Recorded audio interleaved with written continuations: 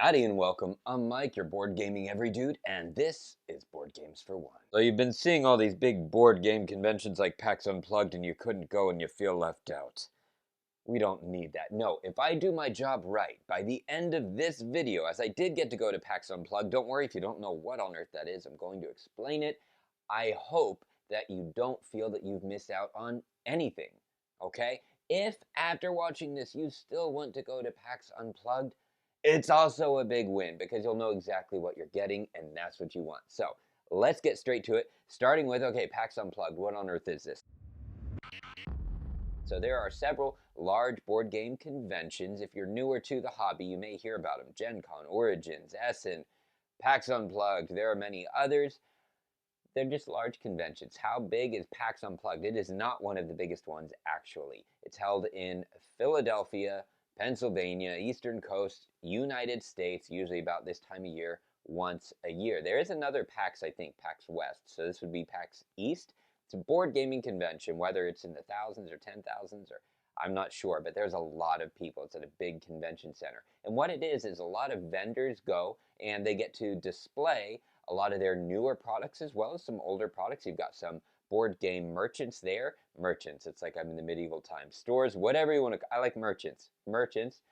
So there are some used games and things like that, or like Ding and Dent. There was a Ding and Dent section, not huge, but it's there. But it's not just vendors. That's maybe a third, and that's a huge section. Okay, it is huge. But then there is the play section where there's like a first look where you can play games that aren't released yet, or you can just go to their free library, which is massive, and you can pull out games that you want to play, and you can play those with your friends. Or if there's a group that's looking for players, then they'll have a sign up looking for players. Or if you're like me, just grab a game and play it by yourself and be very happy. Whatever you want to do. So there's that section, and then what else was there? There's some events and things like that, which I don't know as much about, some like stage interviews, workshops, things like that. It's a lot. Sounds wonderful, right? Like, oh, what fun, what fun, what fun. Well, yes, but it's also overwhelming, it's exhausting, it's not very comfortable, and there isn't much that happens there that you can't get somewhere else, maybe just in several different places. So when considering after this, if you want to go to a large board gaming convention like PAX Unplugged, just consider the costs. If you live near one, no big deal. Go enjoy it. If you're like me and it's a 9 to 10 hour drive, plus the expense of staying over, things like that, you'll want to see, is it taking time off work? Is it really worth it when there are more local, smaller events that happen, a little more intimate? It's okay. Let's get right into it. Okay. So I got to Philly. I got to stay there. So first of all, the city, Philadelphia, if you decide to go to PAX Unplugged, Philadelphia, actually pretty cool. I had no idea at all. If you see me looking down, I have notes because that's how I work, and I'm checking my batteries on my microphone because it's been being weird. Stop being weird. Anyway, Philadelphia, cool city, like old style brick homes and things like that. If I were to go again, I don't know if I'll go next year or not. Maybe. It was a good experience, don't get me wrong. I don't know if I'll need to go again, but we'll see. But if I did, I would actually want to spend, I think, the afternoons and evenings just exploring Philadelphia. They've got museums and stuff. They've got some really cool, like, coffee shops. I'm sure they've got some cool pubs and things like that around, too. So I would actually want to explore the city. So I stayed about 1 or 2 miles away from the convention center, but it was within walking distance, and it was a safe enough walk. So I was able to do that. Thoroughly enjoyed that part. Then we get to entering the facility. We'll see how it is next year, but let me tell you, I just want excuses to take my glasses up and down. Let me tell you, it was a little ridiculous, okay? So I was fortunate. I had my badge ahead of time by mail, so I had the 3-day badge. So I got to skip one of the lines. The next line is verifying your vaccination. That's right. You have to actually provide evidence of your vaccination, either by app, like I don't think a photo was accepted. It had to be paper or an approved app. And that's a whole other discussion, but whatever. It was just weird because there were other conventions happening in other centers, and this was the only one doing that, so it certainly was a lot.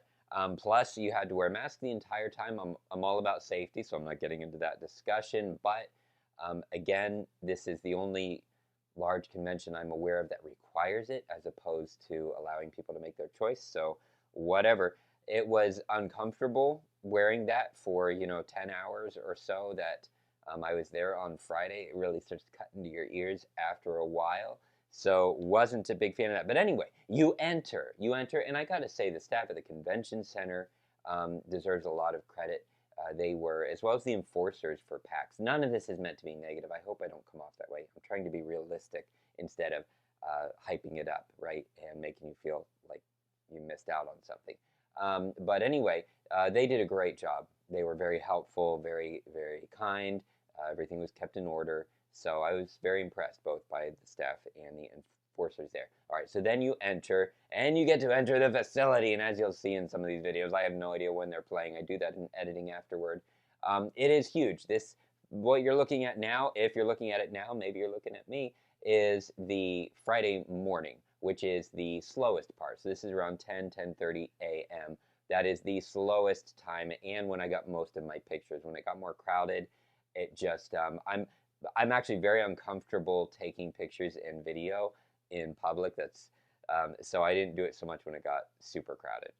But apparently it was still mild compared to other large conventions. I guess they just get packed. And even PAX last year, I was told that it was more like shoulder to shoulder. So this was a good year. It's a little quieter. But what you're looking at, you can see over on one side, you will have seen there's the vendors, and then there's the play area and miniatures and things like that, and more stuff over to the side.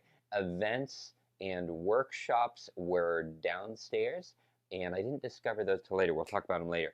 There we go, facility layout. All right, let's go into the vendors and the games, because that's what you want to see, right? What was on display. All right, what do I got here? Oh, the Sovereignty booth. So buddies at Sovereignty, you may have seen that on this channel before. It's a virtual gaming app. I would call it an app. They do a game night every Tuesday night. It's mostly, it really is best with a group. There are some solo available games on there, and they are fun to play solo, but it really does kind of reinforce the fun of playing socially, which is fine. But anyway, they've been very cool to me. Danny and Jason, the whole crew. I'm sorry for any names that I'm forgetting. But I went to see them because I knew them, and I walked in and I was overwhelmed.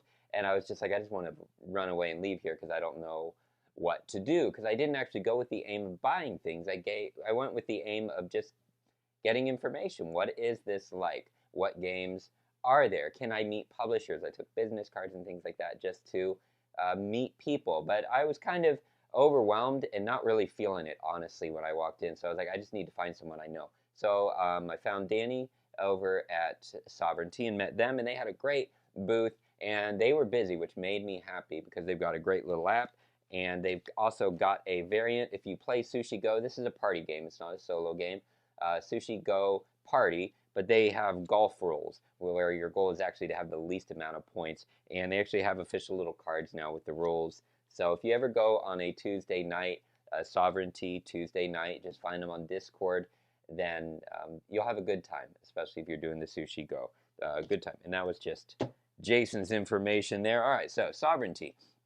Anyway, then I found a publisher with some games I hadn't seen before.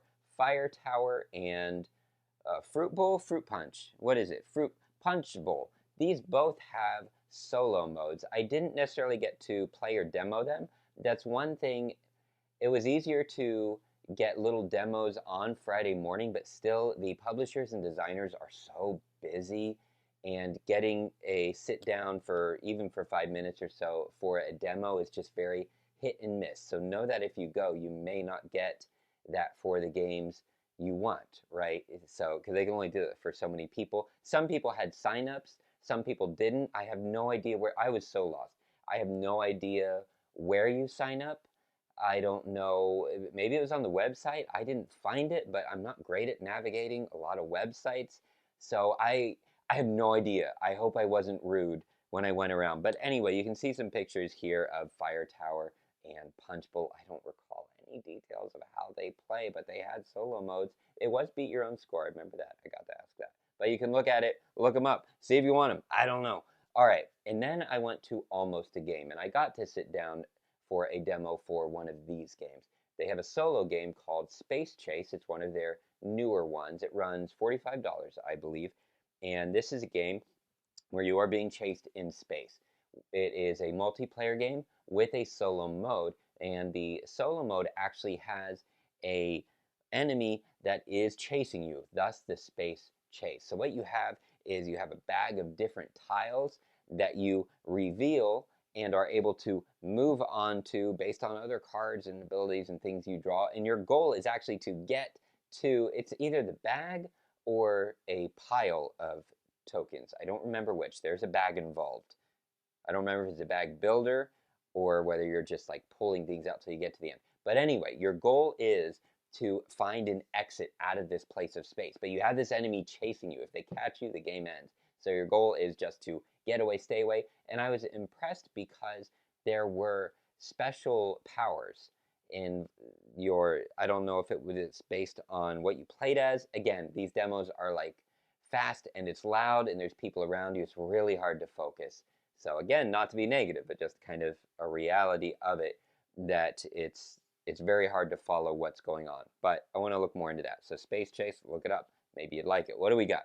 We've got Token Terrors, which I'm not going to tell you what I bought. Token Terrors, which just looked cool. It was this little miniatures. It was like a mini miniatures skirmish where you have these mini miniatures on a mini board battling each other. Don't know anything else about it. You've got the pictures there, but we're going to get a closer look. Don't you worry. However, for some reason I thought it had a solo mode. Maybe that was an expansion. I don't know, because I got to speak with the designer for a little while, and well, whatever. I bought it. I ended up buying it later, and it's 2-player. So, oops. But anyway, 2-player game. We'll still get it played. See what it's like. What else we got next? Come on, come on. Oh, Gigamech Games. So they are like a distributor, but they also design some games, I believe. Anyway, Gigamech, they had some games from Side Room Games that they make some great solo games like Black Sonata and Maquis. You know, you've seen those. But anyway, they had some other small box ones that you're going to see here. It was One Card Dungeon, which they showed me, which is exactly what it sounds like. It's a dungeon crawler where you're going around and it's just one card at a time, and you complete one little dungeon. Actually looks nice. 8-bit art. I love pixel art. Then we had Mechanical Beast. Don't remember a thing about it. It was a bigger box. I mean, bigger than One Deck Dungeon. Solo. Couldn't tell you a thing about it.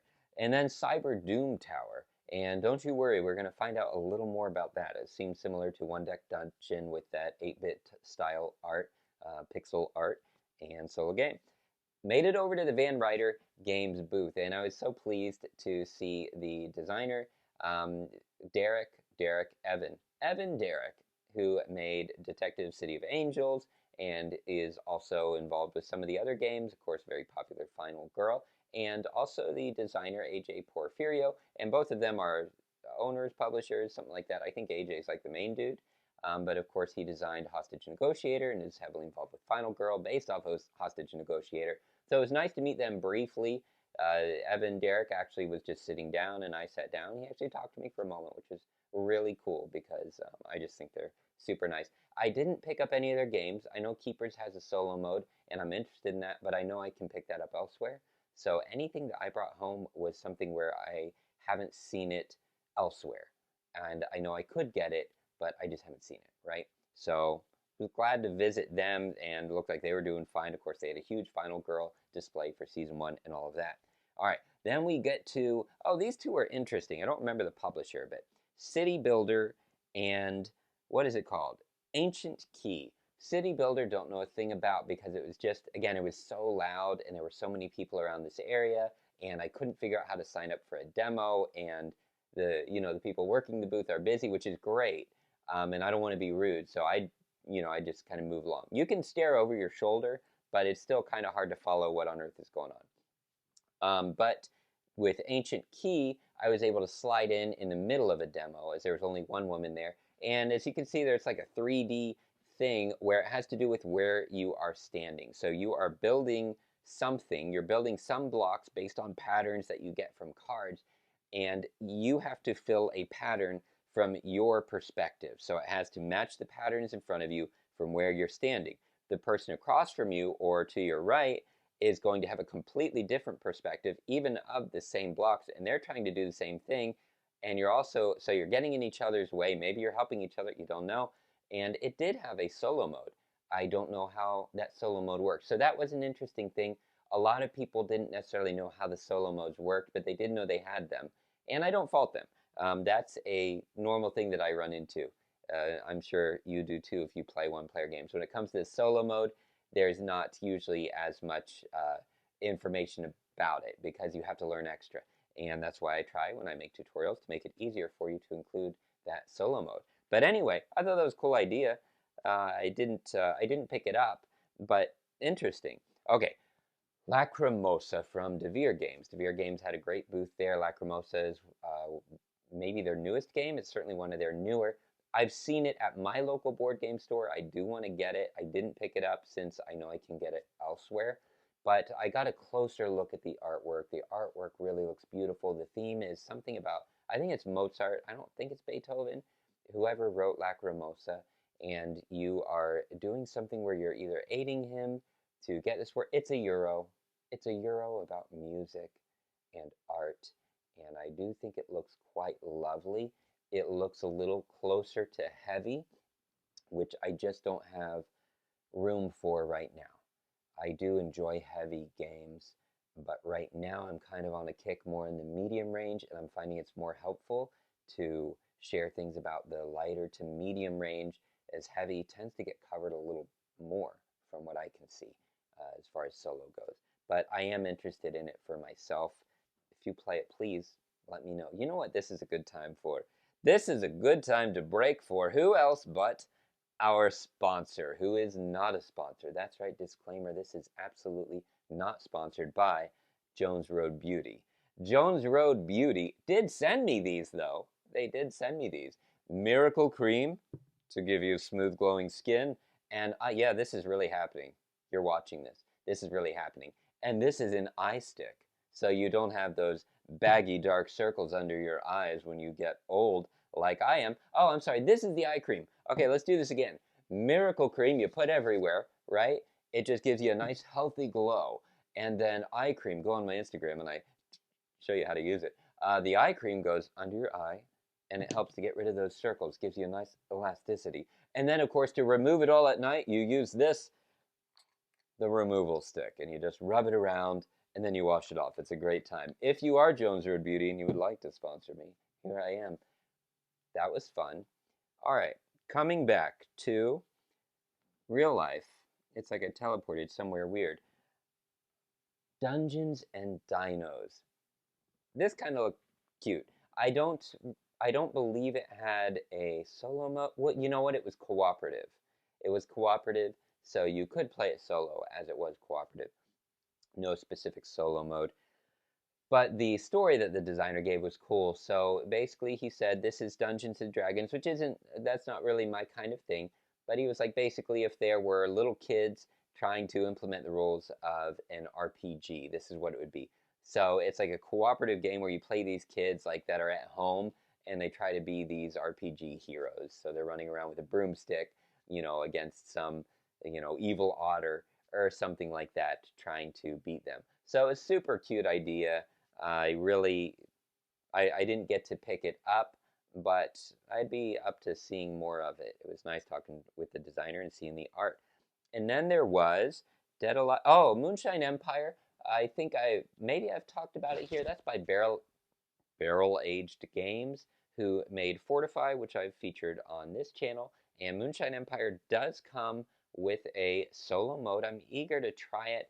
They were going to send me one, and I think things just kind of hiccuped. But so maybe I'll just have to pick it up sometime. But would love to try that. It's a Euro where you are moving around transporting moonshine, and I don't know what part of the world. I'm assuming Kentucky, but maybe it's down south. I'm not sure. Looks cool. All right. Dead Alive Games. I had a good time speaking with the designer and publisher here. He gave me as much of a demo as he could of his games. So right now they're known for Lunar Rush, which they had at the table. That Kickstarter has ended, but hopefully that will hit retail. It is highly praised as a full, what do you call that type of game? It's right here. A simultaneous play Euro style board game. To learn more about the game, scan here. I wonder if it works for you. Try it. See if you can scan it. But that's real big right now. Obviously, it's a euro and you're like delivering goods to the moon and back. Things like that. Spacey type game. I haven't backed it, but it does interest me. It does interest me, but it didn't interest me as much as Omicron Protocol, which he had there. This is not his new game, but I was interested because, and I was interested in sharing it with you because it introduces the idea of a miniatures game, like a skirmish, which I have no experience whatsoever, but it seems to be like a one-player entry into that to kind of help you learn how it plays. So we're going to be learning more about Omicron Protocol, don't you worry. And then they had Cat Sudoku, which I'm so upset that I didn't pick up because I meant to. This is not actually their game, it's a friend of theirs. I don't remember who publishes it. I'm so sorry, but it's called Cat Sudoku, and I meant to pick it up and I just forgot. It's Sudoku with cute cats. What what else do we need to say? Come on now, come on now. But they gave me cool stuff. They gave me little dice and stickers and things. I believe these are, yes, these are the stickers that go with Omicron Protocol. So there's a Omicron Protocol thingy and information about it. Yes, it's a 1 to 4 player game, and of course Lunar Rush is the hot one that everyone's talking about. Anyway, I walked by another booth for Alinthia, and I wish that I had gotten a chance. They actually, what, you know what I appreciate? They had a sign up here that you could sign up for demos, and I appreciated that because then I knew, oh, okay, if I want a demo with this, I have to sign up, and there were times available and all that. I couldn't make the slots work, unfortunately, but I wanted to try it out. It was building a kingdom with relentless swarms of dragons coming after you. So I'm going to be looking out for this game elsewhere. And if that interests you, it launches January 31st, 2023 on Kickstarter. So keep an eye out for Alinthia. But I appreciated that. I also really appreciated the designers and the publishers that were willing to give short little demos when, you know, when they weren't busy. That was wonderful. But anyway, Dead Alive Games, that was pretty cool. And then there were some solo RPGs, several different ones. I can't share them all here. I'm going to put one picture up of like a noir detective one, and that's all I know about it. But yeah, a little solo RPG there was pretty cool. And there was another Zines and Nano Games. Zines and Nano Game, whatever. Turtle Bun. Turtle Bun. They're actually working on making some more, um, developing some more intense solo RPGs where most of what they have right now actually looks pretty cool. They're more like wandering experiences, kind of like In Dreams, which I've featured on this channel, so you can check that out for an idea of what that is. But they want to make an actual like RPG that's solo. Working on it, so keep an eye out for them. That is turtlebun.com. RPG is role playing game. I know I get new people. That's what that means. Role playing game can mean so many different things, but usually it's just a character that you go on an adventure and level up and experience new things. You take on the role of a character on their adventure. And Van Ryder Games gave me this, so that was nice. It's 3 people. It's kind of cute. It's like an egg and a duck and a heart. It's something. It's something. And I got a coupon.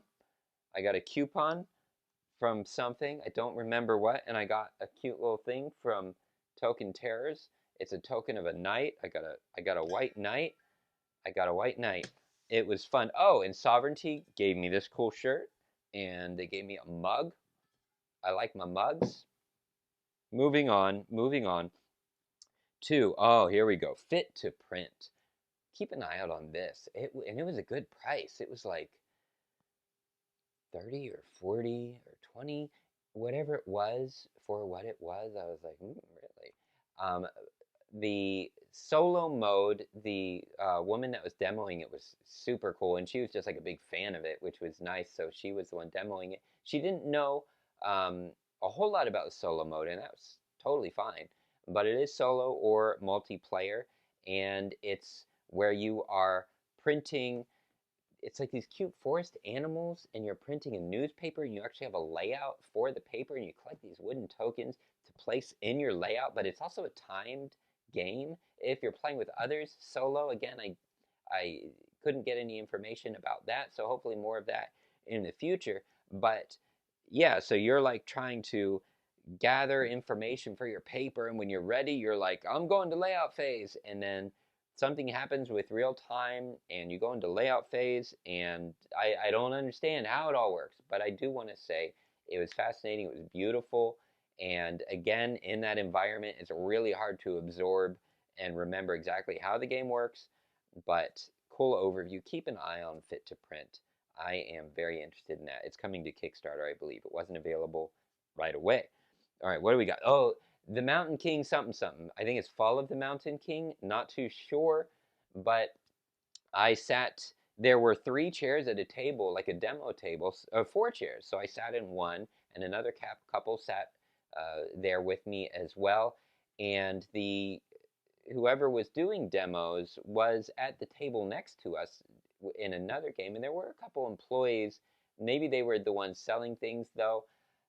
But also next to us were the brothers Murph, um, or one of the brother Murph. One of them, I don't know them personally, so I don't know. But I know he was right next to us demoing a game, so that was clearly the priority. So no one said hello to us or acknowledged us or anything. So, and that's okay. Like that's, I don't mean that bad. I mean like they're very busy, and I knew that he would be priority, right? Me and this couple, probably not so much. So we did wait, but after like 5 minutes, it got kind of awkward, and we didn't want to be rude either, so we got up and left. So I did not get to demo this because there's no rules out, right?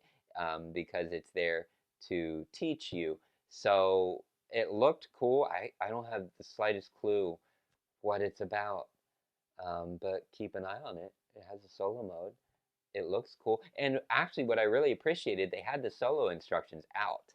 I liked that. Unfortunately, the base game instructions weren't out. So, yeah. But cool. All right. So then, oh, Moa Ideas Games.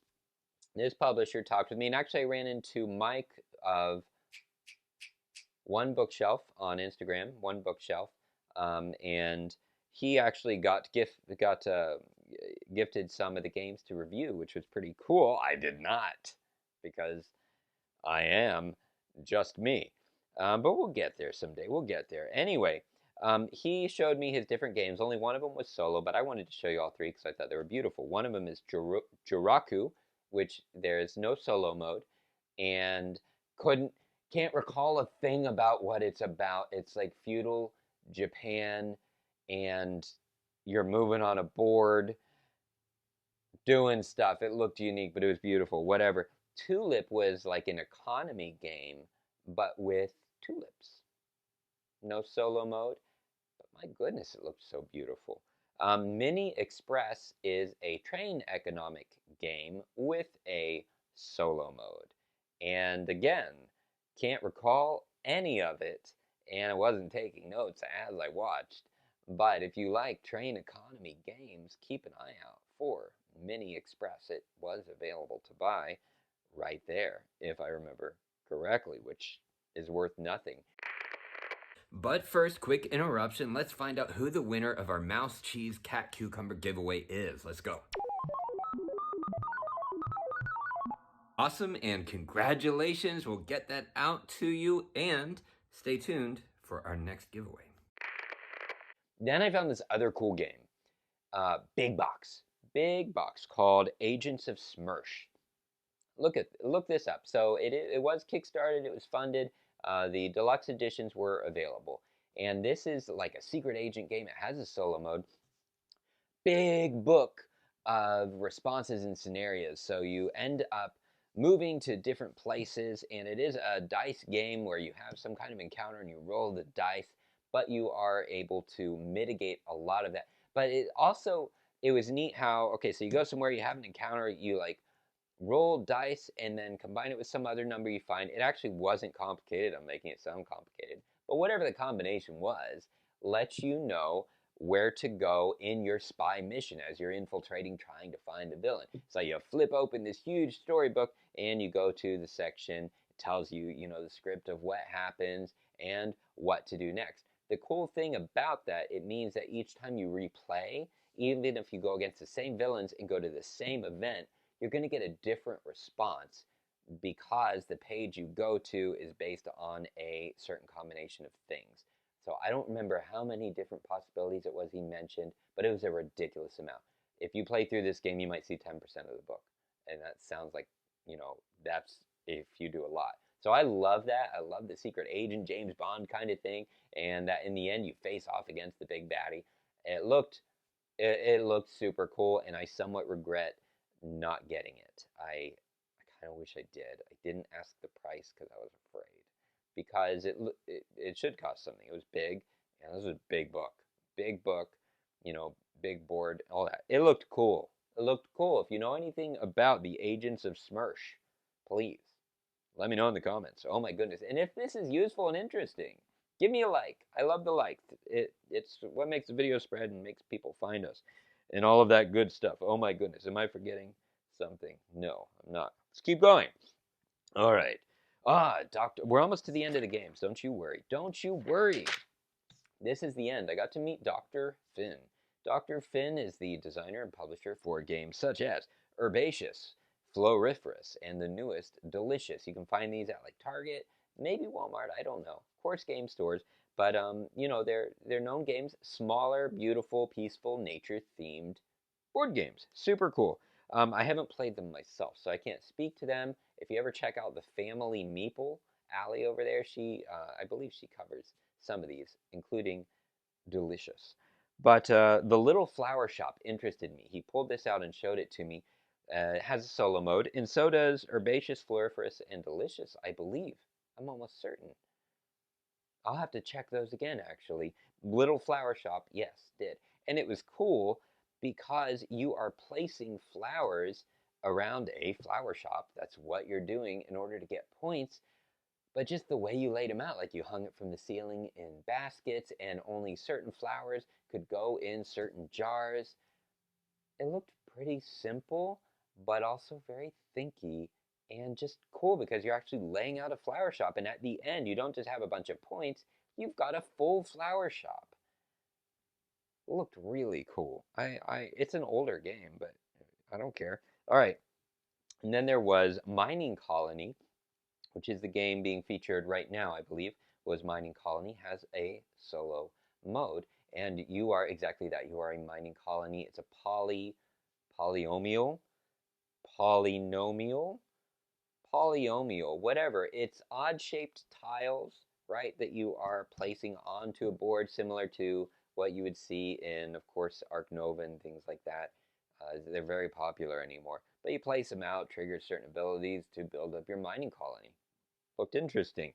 As well as Cosmic Run, which is out of print. Don't worry, we're going to find out a little bit more about Cosmic Run. So you just hang in there for that. He also is the designer for Biblios, unless I misunderstood it. But Biblios is now published under a different name. Same game, but there is Biblios Roll and Write, which has a solo mode, because Biblios doesn't have a solo mode, as it is an auction game. It's hard to do solo for that. Biblios Roll and Write does have a solo mode. Check it out. All right, let's go to the next part of the convention. The vendor area can really be cool but exhausting, right? So then I got to make it over to the first look section. And this is pretty cool because the first look section actually lets you play games that aren't released yet but are complete. So they're just laid out on tables, 2 or 3 copies of different ones, and you can just sit down and the rules are right there. You have to teach yourself and play the game. Well, over here I got to meet Board Game Dave in person. I've mentioned him on this channel. He's mentioned me. He's just super cool. He does solo Sundays sometimes.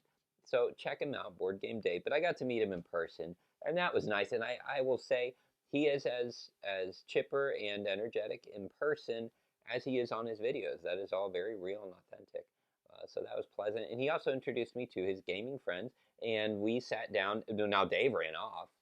Dave ran off. I guess he has fans, and fans like scheduled to play games with him or whatever. So he ran off. Maybe I should do that next time. Maybe we should play a game together. We'll see if I do it again. I'm sure I'll do it again someday. All right. Anyway, that was cool. So we played a game together, and then I got to look at some of these other first looks. I didn't take pictures of them all. I think I have one here for you. I don't even remember what it's called. Sorry. But there were a lot of games. A lot of games. Things like Pampero was there. Oh, I did get to play Ships Ahoy. Ships Ahoy, which was super fun. This is it's a tactile game. It's kind of like a miniatures war game, but really cutesy, where you are moving ships around from islands and you move based on a string that has actual knots. So you roll a dice and it says you can move 1, 2, or 3 knots. So you can bend the string any way you want from your starting position and you move your ship out. Then you've got a little cannon with a thing that you pull back. You can fire your cannon next to any of your ships. And your goal is to knock over all the other ships, right? So you do that. You pull the thing and you try to hit the cannons. And then there's close combat if needed, which is based on the dice roll. But it was fun. We played it twice with a random group. Can't remember if you're watching this. Thank you so much. Y'all were pleasant. But anyway, I thought the first look area was cool. If I went to the convention again, I think I'd enjoy spending a little more time there. It is better for lighter to medium games. This is a really hard environment to learn new games. Again, just because there's a lot going on around you. So heavier games, you can do it, but it's going to be rough and might not be the most pleasant experience, really. And maybe even the same with some social deduction. I don't know that this environment is great for immersive or social deduction kind of games either. So just keep that in mind, when you're deciding whether you like a game, that the convention type arrangement there may affect how much you enjoy it. But I really enjoyed these. I had a good time. All right, cool. So that's the first sightings. And then there's also, I don't know if I have any pictures of it, but of course the library where games that are already printed, you can always borrow one to try it and play it. It looked like there was quite a line that you had to wait in order to get in and to be able to play. And then there was quite a line as well for miniatures painting.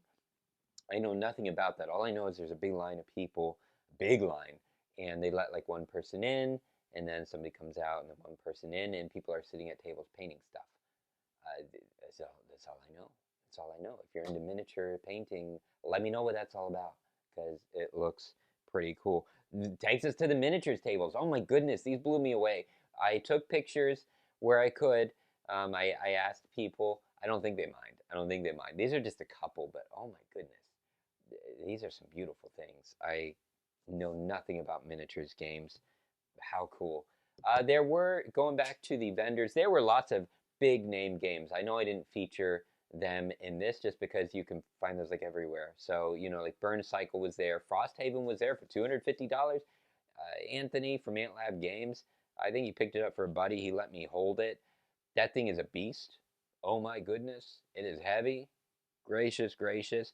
But all the big name games, all the hype, all the hot stuff, I'm not going to go through all of them, but they're all there, of course. And yeah, you'll find them everywhere there. I wanted to kind of focus on things that maybe were super cool, but aren't like hyped all the time. And I mean, they're worth it. Like Frosthaven looks really, it's not my kind of game, but it looks so good. And Burn Cycle, I almost got Burn Cycle. That looks really good as well. But again, you can find stuff about that like everywhere. So, all right. Here we go. Yeah, so meeting Board Game Dave and his crew was just really pleasant. So how about the people? Oh my goodness, I skipped the people.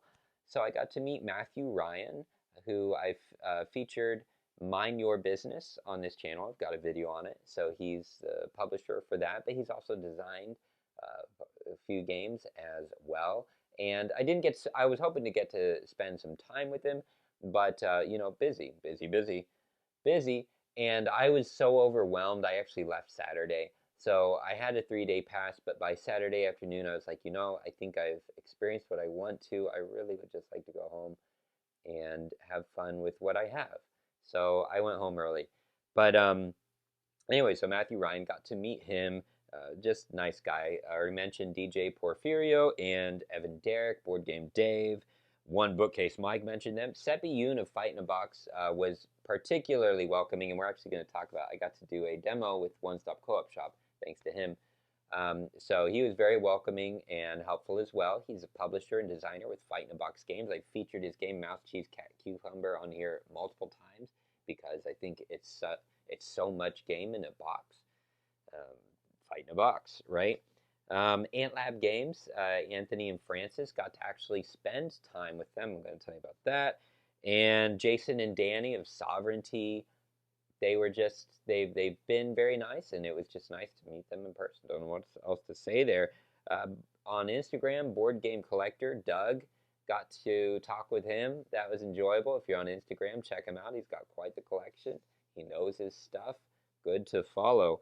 And then One Stop Co-op Shop, I got to meet Mike, and actually we played a game together. So I'm going to tell you about that, as well as a lot of I call it the TikTok crew. So if you're on TikTok and you see the TikTok designers crew and all of that, I got to meet quite a few of them. They were all very nice. Really enjoyed it. Okay, but that's not what you're here for. Oh yeah, sightings. So if you go to a convention like this to meet like bigger name people, Tom Basil and all of that, they will talk to you. They were all very polite, and they will talk. But just know, again, it's busy, it's crowded, and you might, be in a kind of unofficial line to get in. But they were very kind. I don't know them personally, so I didn't approach. I only approached the people that I've had a conversation with. I was hoping to meet, to see Monique and Naveen of Before You Play, as I have actually, they've actually responded to direct messages on Instagram. And so I feel like I've got something to build on. I think they were there, but I didn't run into them. But anyway, yeah, so Tom Bassel was there, the Watch It Played crew with Paula and Matthew and all of them. I saw them kind of here and there, but I didn't stop them. Like I passed, what's his name? Watch It Played. Main guy, I really like him, Rodney. Hello. Rodney Smith. I actually was outside and he was walking down the street and I walked past him. I didn't stop him though because he looked kind of serious and like he was just trying to get somewhere and I didn't want to interrupt him. But yeah, so you'll see them. You'll see them if you would like, and if you've got the courage or the comfort to approach them, they seemed okay with that. As long as you're nice and polite about it. And plenty of others. The Quackalope crew and all all the people, they were around. Okay, let's see. Sightings, other big games, events. I don't know anything about the events, but I wandered downstairs because I got lost, as is usual. I was just trying to get out. I just wanted coffee. You can't get coffee in there, and you gotta walk like a mile to get to a place that has coffee. And the food, let me tell you about the food. I got a hot dog when I was in there because I was starving. Again, I didn't know what I was getting into. They don't really serve food. But this hot dog was, about this big on a bun with nothing on it. So I put ketchup and mustard, from the condiment section. But so that, yeah, take a granola bar, take something. You can leave and come back, I believe. I did it once. No, I did it twice, actually. Once I did it wrong, and we were told never do that again. And the next time, I think I did it right. I think I did it right. But so you could leave and come back. So that was good. So if you need to eat, you need to leave the place, unless you want like nachos, and they're not great nachos. Yeah. So food, not so much. If you want water, um, it's called like mountain juice or something. And boy, you will pay. You will pay for that water. What you expect in a convention? No surprise. You expect it. Take a granola bar. Take your own water. Nobody stopped me. Don't know if I was allowed to take it in. I don't know. If you want coffee, you are out of luck, my friend. Find it somewhere else and smuggle it in. I saw people with Starbucks cups. I think you can take outside stuff in. I was confused. Anyway, the events downstairs, they had a cool, it was like an Oasis video games. Oasis, and it was like if you went in there to play the games, you had to be very, calm and quiet because it was kind of a break if you wanted to get out of the hustle and bustle. And I thought that was super cool. Didn't go in. And then I saw there were like workshops for stuff and maybe there were speakers. I have no idea what was going on, but all I know is there were like signups and it was definitely full. No room for more signups. Don't have a clue. So if you go, figure out, navigate the site, and you can probably find, whatever events if you want to attend those. They've got them. I thought that was cool. And now our final two things, the highlights, which is cool because the highlight was the end. The highlight was the end. So this was Saturday. I went Friday, and I almost went home Friday night because I was like, I was just like, I don't know if this is really for me. But I wanted to go to get information. And again, everyone was wonderful, but I was just like, the big convention thing, I just don't think this is my kind of thing. But I remembered that Seppi of Fight in a Box had scheduled me for a demo at noon on Saturday with Mike of One Stop Co-op Shop for his upcoming game, which is hitting Kickstarter in March, called Conquest Princess. This is a cooperative game for 1 to 4 players. I hope I got that right. We'll find out more. Anyway, I was like, no, you know what? I committed to that. I need to do that. So I stayed, and I went back Saturday morning, and it was so much more pleasant. I took a lot of the pressure off myself, and I decided to buy games that day. I didn't buy anything Friday, but Saturday morning, I was like, you know what? I'm going by gut. So I'll tell you about the games I got. But I bought the games, and then at noon sat down with One Stop Co-op Shop or with Mike, and we demoed Conquest Princess for a full hour.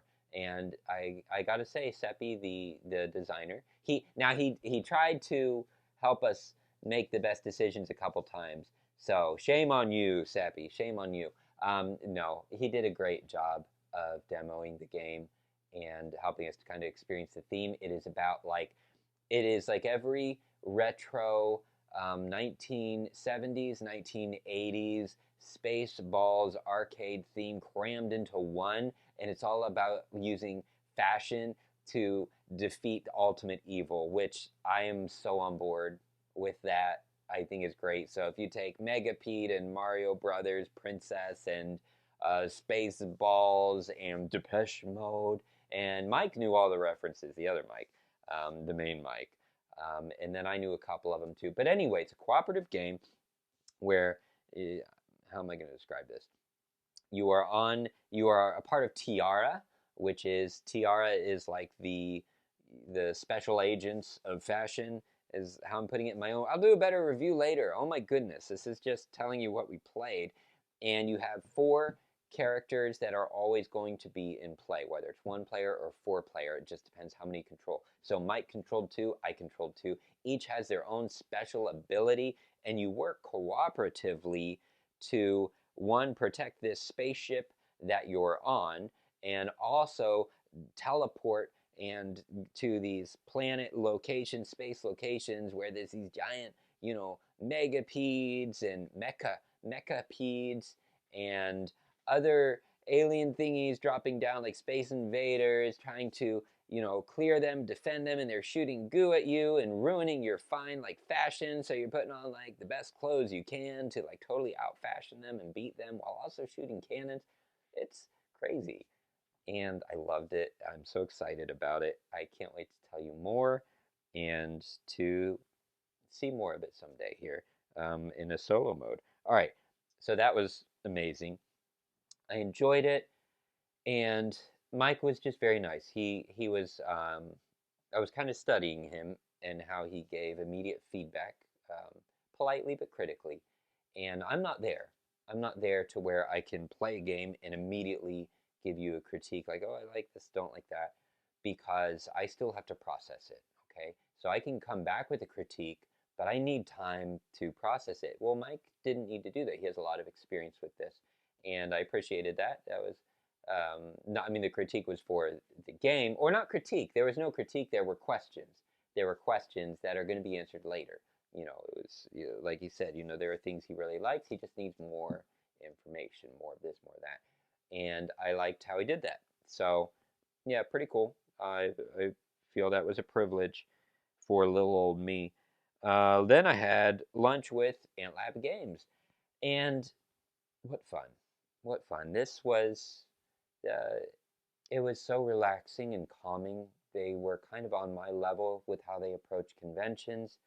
Um, and I'm going to give you my final thought on how I approach conventions. But anyway, they were very calm. They were going home after lunch, but we went over to Chinatown, and I just got to know them, and they just got to know me. And it was so nice that I was like, this is where I should stop here. This is a good note. And so I drove home for 9 hours, even though I had a ticket for the next day. But it was the perfect ending. I was content. I was happy. Um, so yeah, if you don't watch Ant Lab Games, Board Game Nexus, I've mentioned them before. Go check them out. They're actually kind of one of the earliest ones I watched as I was getting in the hobby. So super cool. So final thoughts. Oh yeah, games. Games. What games did I get? Well, I'll tell you what, this video is too long.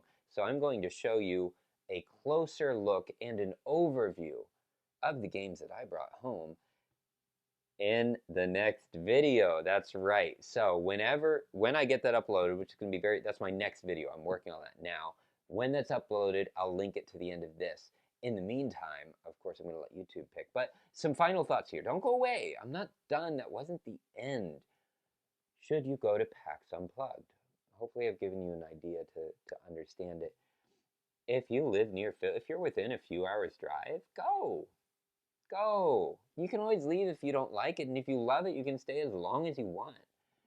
If you live far away, the expense of flying there, staying there, taking time off work, again, there's nothing there that you can't do. There aren't like exclusives. I mean, they might call them exclusives, but the games there are eventually available elsewhere or are already available elsewhere.